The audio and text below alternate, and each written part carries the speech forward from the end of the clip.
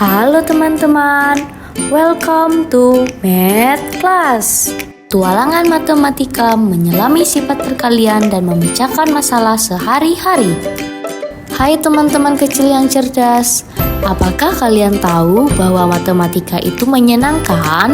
Ayo kita jelajahi dunia matematika bersama-sama dalam video animasi kita hari ini. Kali ini kita akan mempelajari tentang sifat-sifat operasi hitung pada bilangan cacah, seperti perkalian yang sebenarnya adalah penjumlahan berulang. Siapkan diri kalian untuk menyelesaikan masalah sehari-hari yang seru dan berguna. Mari kita mulai petualangan matematika kita.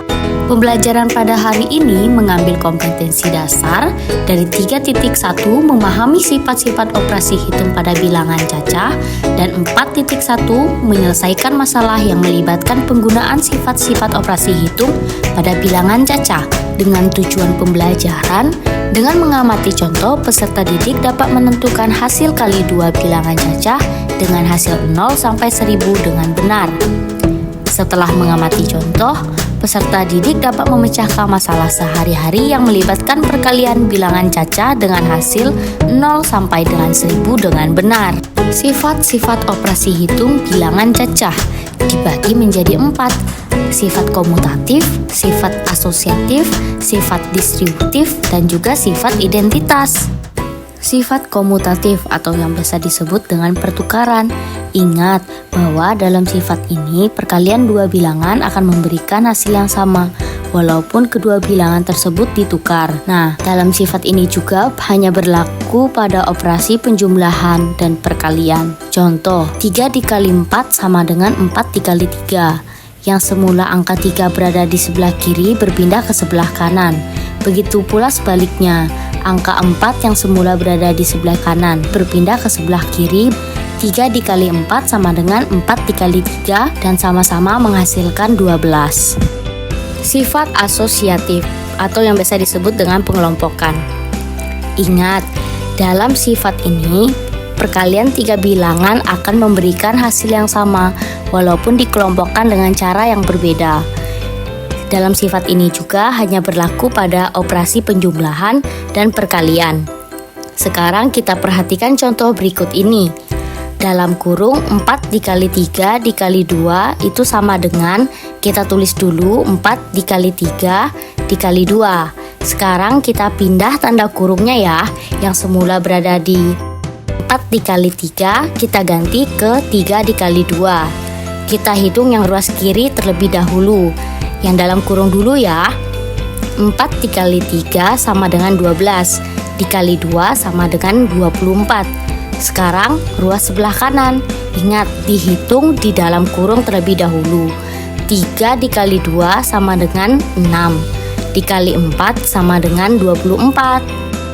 Selanjutnya, sifat distributif atau biasa disebut dengan penyebaran.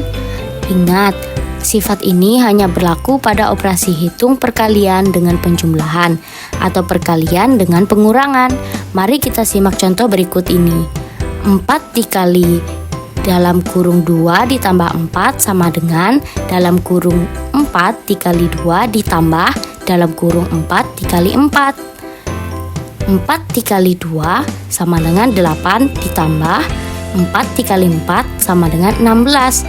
Kita jumlahkan, 8 ditambah 16 sama dengan 24. Yang terakhir, sifat identitas. Ingat, sifat identitas tidak berlaku pada pengurangan dan pembagian. Contoh, 35 dikali 1 sama dengan 35. 1 dikali 35 sama dengan 35. Jadi sifat identitas dari perkalian adalah angka 1. Mari kita simak contoh perkalian berikut ini. Perkalian merupakan penjumlahan berulang dengan bilangan yang sama. Kita ambil contoh perkalian 3 dikali 4. Kita imajinasikan angka 3 dengan 3 keranjang. Masing-masing keranjang berisi 4 butir telur ayam. Karena setiap keranjang berisi jumlah butir telur yang sama, maka kita tulis di bawahnya 4 ditambah 4 ditambah 4. Setelah itu, kita hitung jumlah butir telur ayam seluruhnya. 1, 2, 3, 3, 4, 5, 6, 7, 8, 9, 10, 11, 12. Jadi 3 dikali 4 sama dengan 4 ditambah 4 ditambah 4 sama dengan 12. Baik, kita lanjut ya soal berikutnya. Yang sebelumnya 3 dikali 4, soal sekarang yaitu 4 dikali 3. Kita imajinasikan angka 4 dengan 4 keranjang. Masing-masing keranjang berisi 3 butir telur ayam. Karena setiap keranjang berisi jumlah butir telur yang sama, maka kita tulis di bawahnya 3 ditambah 3 ditambah 3 ditambah 3. Nah, setelah itu kita hitung jumlah butir telur ayam seluruhnya.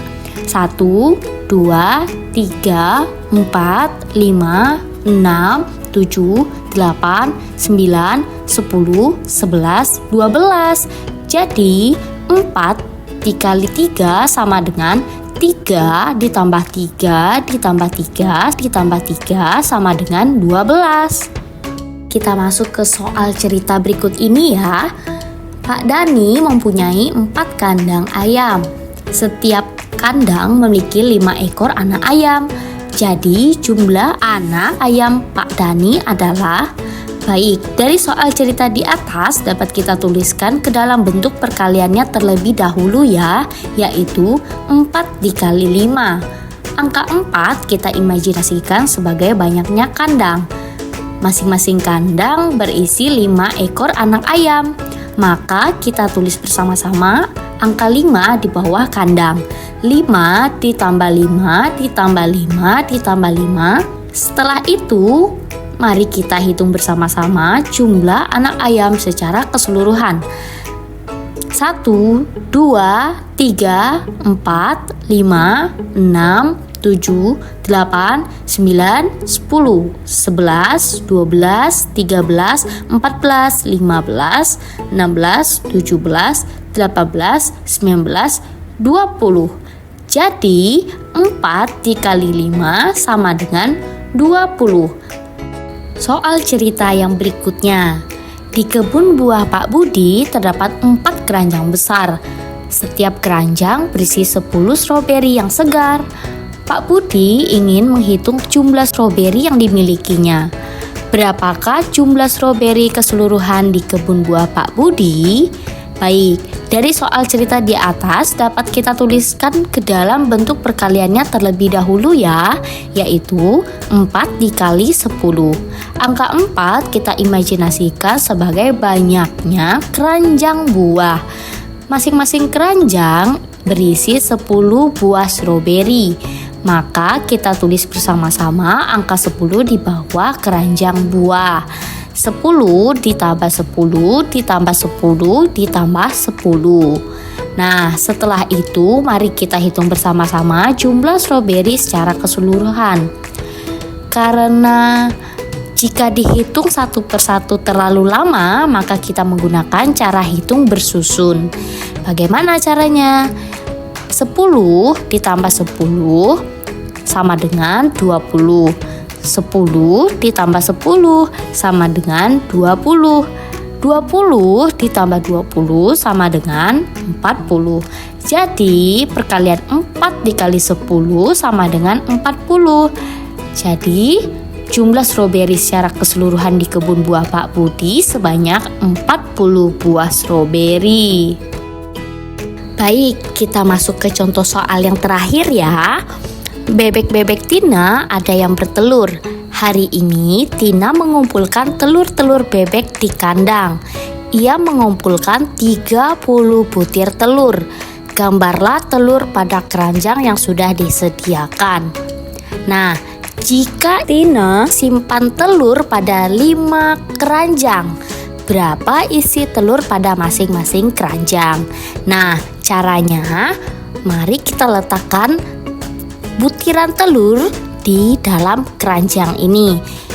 Kita mulai 1, 2, 3, 4, 5, 6, 7, 8, 9, 10. 11, 12, 13, 14, 15, 16, 17, 18, 19, 20, 21, 22, 23, 24, 25, 26, 27, 28, 29, 30. Nah, setiap keranjang sudah kita masukkan butiran telur sesuai dengan jumlah telur yang dikumpulkan oleh Tina. Nah, jika telur disimpan pada 5 keranjang, maka tiap keranjang berisi titik-titik butir telur. Bagaimana cara kita mengetahuinya? Maka kita hitung tiap butir telur yang berada di dalam satu keranjang.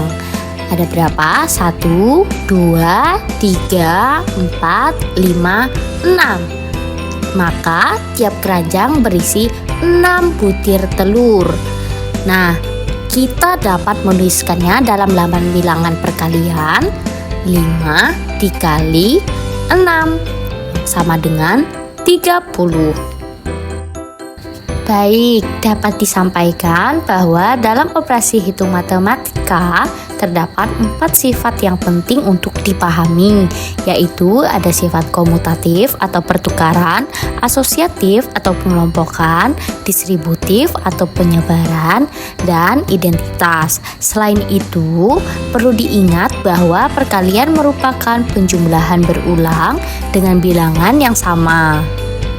Semoga pemahaman mengenai sifat-sifat ini dapat membantu dalam memahami konsep matematika lebih baik. Nah, dengan demikian kita telah menyelesaikan pembahasan mengenai kali 2 bilangan cacah dengan hasil 0 sampai 1000. Melalui pengamatan contoh yang telah diberikan, diharapkan peserta didik dapat memahami konsep ini secara lebih mendalam dan mampu mengaplikasikannya dengan pemecahan masalah sehari-hari. Oke, teruslah berlatih dan jangan ragu untuk bertanya jika ada hal yang kurang jelas. Semoga pembelajaran ini bermanfaat bagi kita semua. Terima kasih atas perhatiannya. Dadah!